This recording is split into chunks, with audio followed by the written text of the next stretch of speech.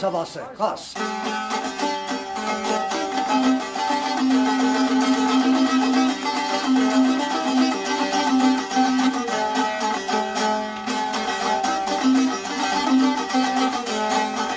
Lapini bir perinin seninine vardım, kadem koydum ota. Kınayı salgınım, bir kelmeyi danıştığımda. Danıştığımda bin biri kurban olmam çama. Kınayı perimin, kurban olmam çama. Yılına perimine geleyim.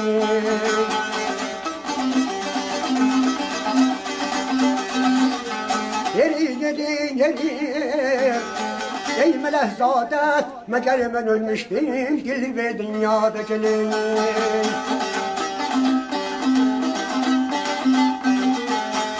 Bir perinin seynine vardım, qədəm koydum otağına sağını. Bir kelime danıştığından ben kim bilir, kurban olmam o kemalına perinin.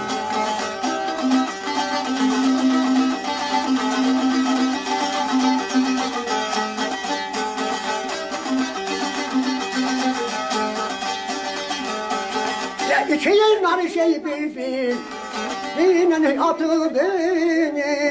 atılman ey umman. Nereye atıldın, doğram oldu. Mezeye tutuldu, kan dolanır parmak.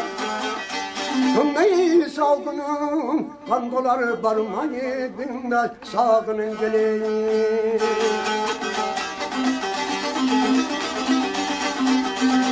Gel gel efendim, benim efendim.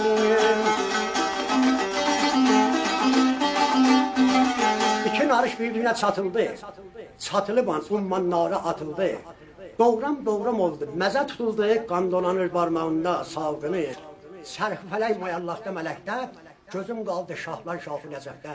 Bir əli əllərdə, göylü diləkdə, bir əlidir damənində salgını.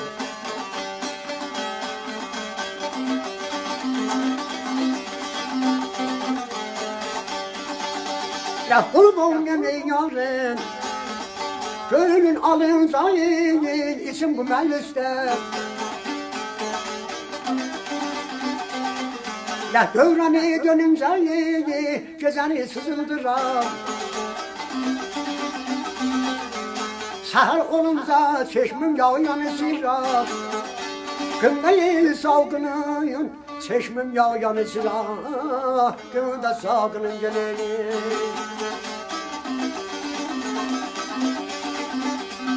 Yerim, küsmüşəm səndən, ayrılıq badəsin, içmişəm səndən gelin. Qurbanıyam yarın göylün alınca, içim bu məclisdə dövran dönüncə, gecəni sızıldıram ta səhər olunca, çeşmin yağı yanır, çırağında salgınır.